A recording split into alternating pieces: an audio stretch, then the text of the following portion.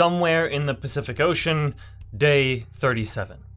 A family of 6 is crammed into a fiberglass dinghy called the Ednamere. It's only 9 feet long, barely bigger than a bathtub. Their big boat, on which they had been sailing around the world for more than a year, was sunk by a sudden, unprovoked attack by a pod of orcas. Now their small raft is dangerously overloaded, sitting inches above the waterline. Their clothes have long since rotted away from the constant exposure to salt water, and their skin is covered in agonizing boils and raw red rashes. Bones protrude sharply through their scanty flesh.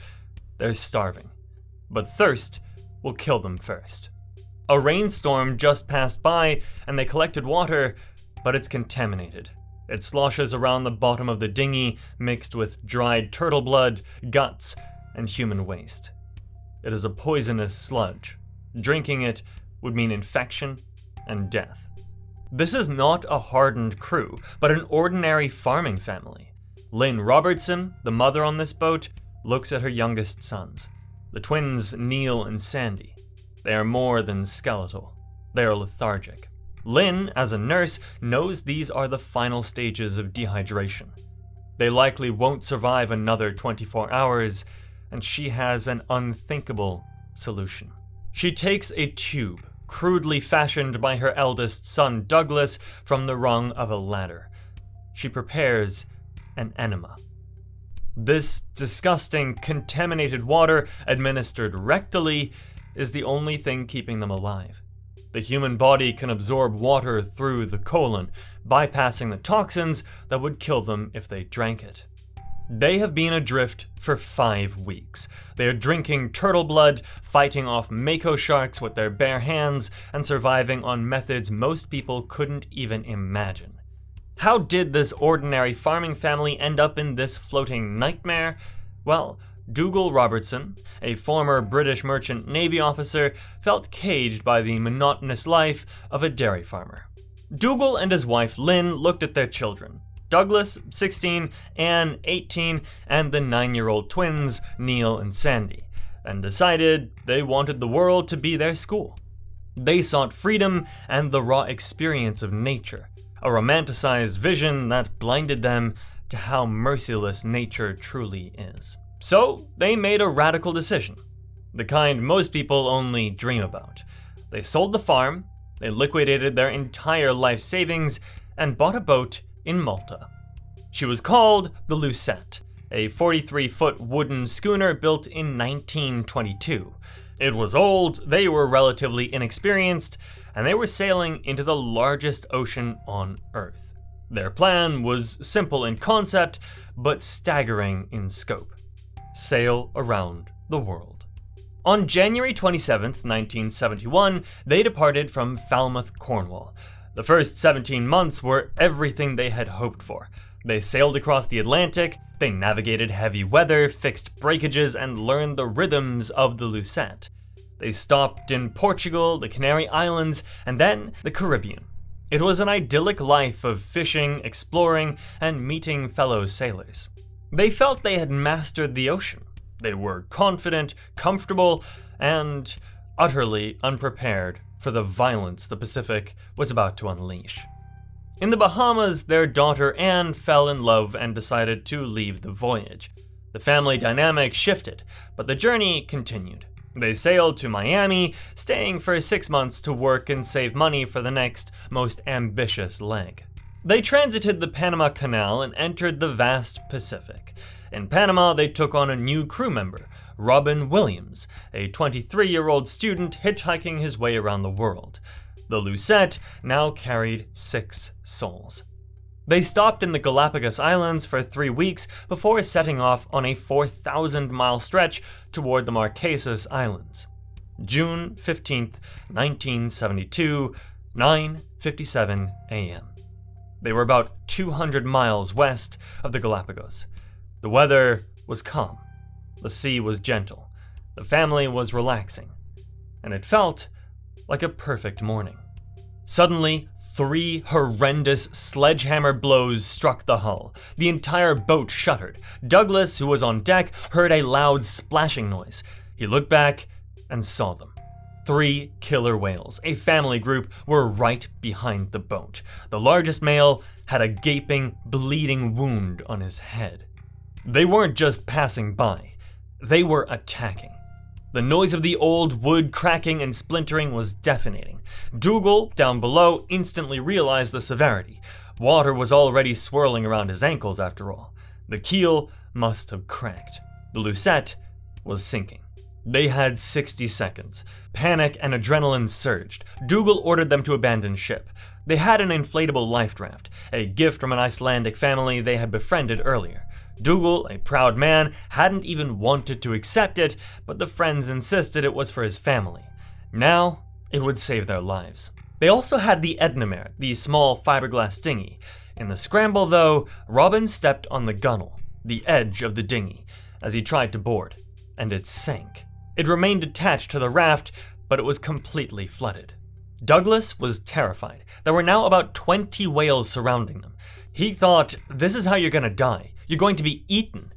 He stayed in the water, helping his younger brothers and Lynn onto the raft. He kept feeling his legs, convinced he would see blood in the water, having heard you don't feel a shark bite until it's too late.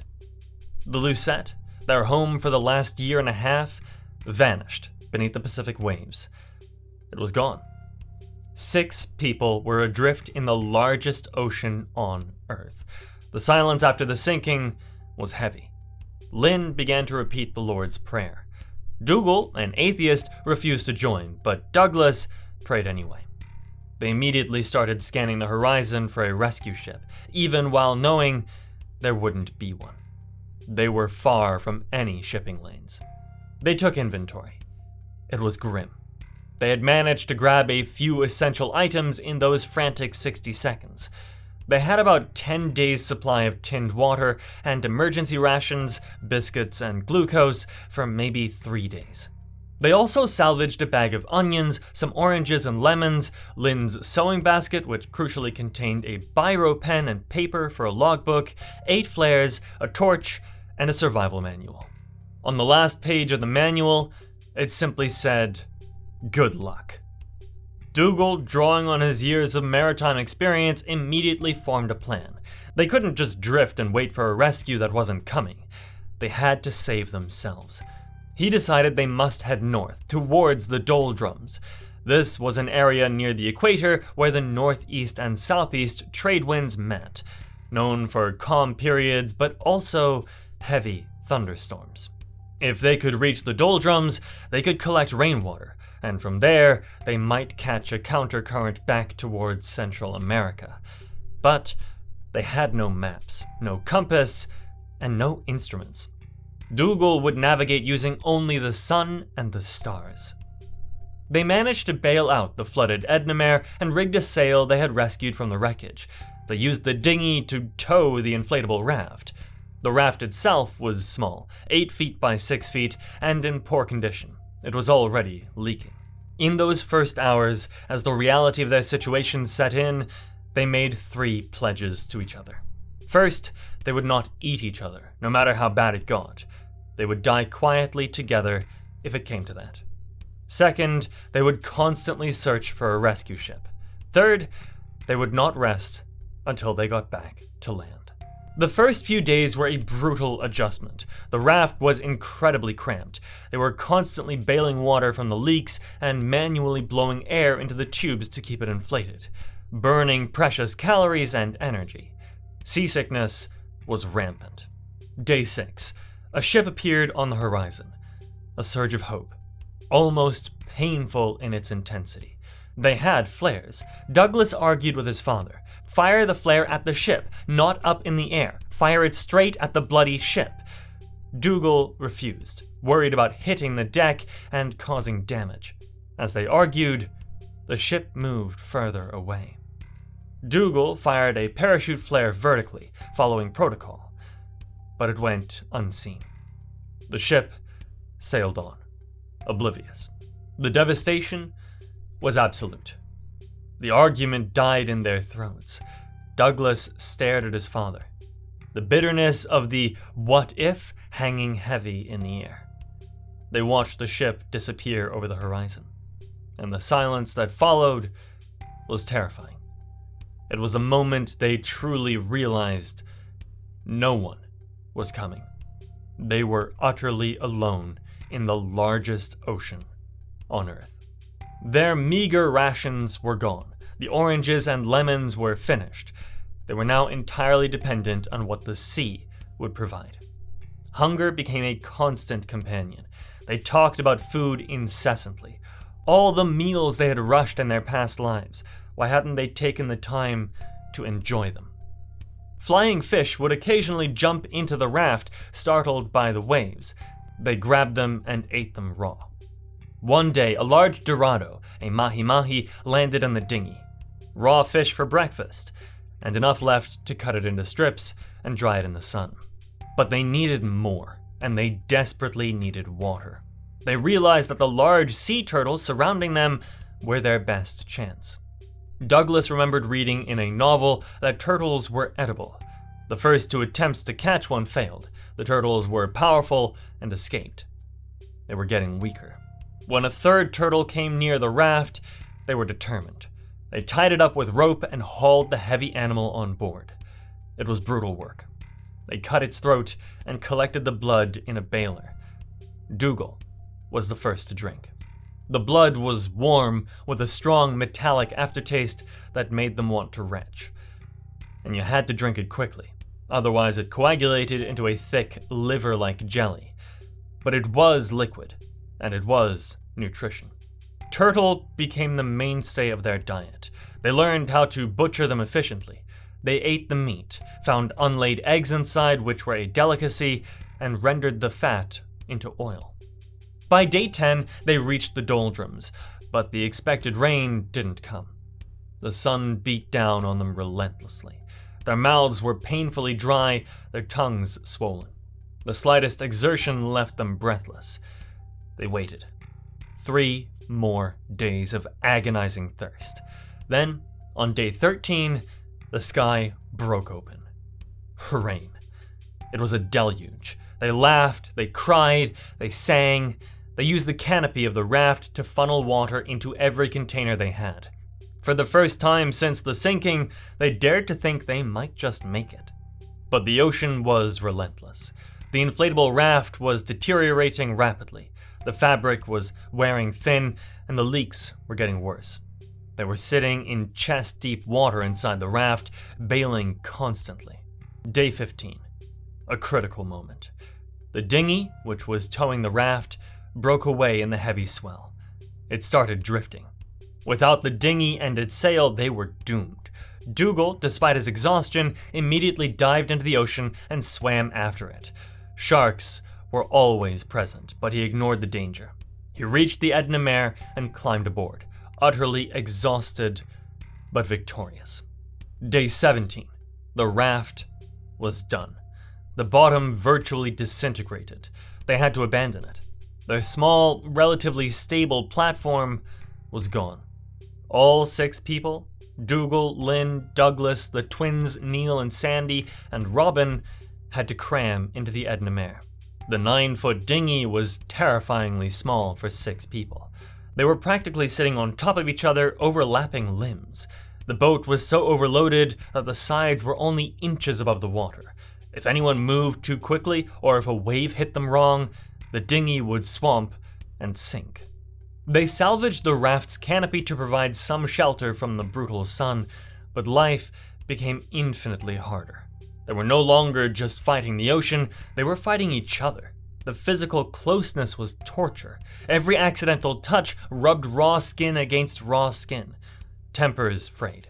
The slightest movement could spark a furious argument, and any sudden shift in weight could capsize the boat and kill them all. Maintaining sanity was as difficult as maintaining buoyancy. Bailing was now a constant life-or-death necessity.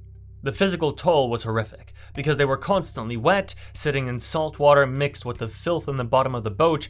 Their clothes rotted away. Agonizing saltwater boils erupted all over their skin. They were thinning rapidly. Then, disaster struck again. In the cramped confusion of the dinghy, they spilled most of their precious collected rainwater. It mixed into the sludge at the bottom of their boat, the poisonous cocktail of rainwater, turtle blood, and offal. It was too foul to drink. They faced immediate, critical dehydration. This is where Lynn's experience as a nurse saved them all. She knew that while the water was too toxic to drink orally, the body could absorb fluids through the rectum. The toxins would bypass the digestive system. It was a repulsive, agonizing, and humiliating procedure, but it was their only option. Douglas took on the task of creating the equipment. He salvaged a rung from the small ladder they had, smoothed the edges, and attached a makeshift funnel.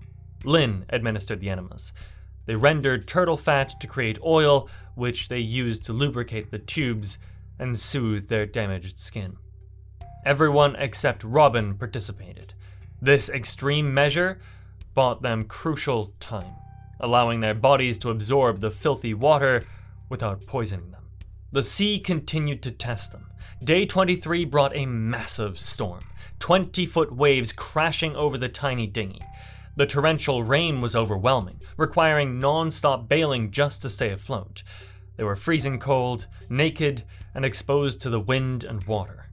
Douglas, trying to keep morale up, told everyone to sing to keep warm. They bailed for their lives through the night. Sharks were a constant, terrifying presence. They circled the dinghy relentlessly, attracted to the scent of the turtle butchering. They would bump the bottom of the boat, a terrifying reminder of how fragile their fiberglass shell really was. The survivors were no longer just scavenging. They had to become hunters. The law of the sea was simple: eat or be eaten. Day 29. Dougal managed to catch a 5-foot mako shark using the large hooks they had salvaged. He hauled the massive, thrashing fish on board, a dangerous maneuver in the unstable dinghy. He decapitated it with a knife, but even severed, the shark's head reflexively bit down on Dougal's hand when he got too close, drawing blood. They ate the shark meat. They learned that the fish themselves were a source of fluid. They would suck the moisture from the eyeballs and the vertebrae of the dorado and shark they caught. They were adapting to this brutal and primal existence. They were surviving. Day 30. Douglas spotted the pole star. They knew they were back in the northern hemisphere. They were making progress eastward towards Central America. By day 35, another huge deluge of rain allowed them to fill their containers with clear water. They administered enemas again, this time for digestive reasons, as the diet of raw meat and lack of fiber was causing severe problems. Day 36. The twins were worryingly thin. Neil was emaciated. Sandy had developed a terrible cough, possibly pneumonia. Lynn, ever practical, washed and mended their tattered clothes with her sewing kit, trying to restore some semblance of normalcy. But they knew that if the twins didn't improve, they would have to start rowing toward land, whether they had the energy reserves or not. Day 38. They had managed to build up a supply of dried turtle meat and fresh water. They felt strong enough to attempt the final push. They were hundreds of miles from shore, but they were determined to row the distance. They were discussing a rowing rota when Dougal spotted something on the horizon. A ship. They had been disappointed before, but this one was coming towards them. It was a Japanese fishing trawler, the Tokamaru II, on her way to the Panama Canal. They had only 2 flares left. They had saved them for this exact moment. Dougal lit a red hand flare and waved it frantically, flashing the torch. The ship didn't change course immediately, though. Desperation mounted. Had they missed their chance again? But then, they heard it. A prolonged blast from the ship's whistle. They had been seen. The Japanese crew maneuvered the large vessel alongside the tiny Edna Mare. They stared down in disbelief at what they were seeing. 6 emaciated, nearly naked figures covered in sores huddled in a tiny, battered dinghy filled with turtle remains. They were saved. The crew of the Tokamaru II immediately brought them on board and treated them with incredible kindness. The Robertsons were taken to Panama. After 38 days of unimaginable hardships, they rejoiced in the simple, overwhelming pleasure of fresh food and clean, cool water. Against all odds, the Robertson family had survived the savage sea. They didn't let the ordeal break them or turn them away from the ocean. Dougal documented their journey in a detailed logbook, which he turned into the best-selling book, Survive the Savage Sea. Douglas, years later, would write his own account, The Last Voyage of the Lucette. The Edna Mare, the tiny dinghy that carried them through the nightmare, is now preserved in the National Maritime Museum, Cornwall. The Robertson story remains one of the greatest tales of human endurance and ingenuity, a testament to the will to live when faced with the raw power of nature. And as Douglas reflected years later, I never regretted the trip, even in the darkest hours. You won't believe what the people in these next two stories did to survive. Click now to see what they did to stay alive, and ask yourself, could you do the same?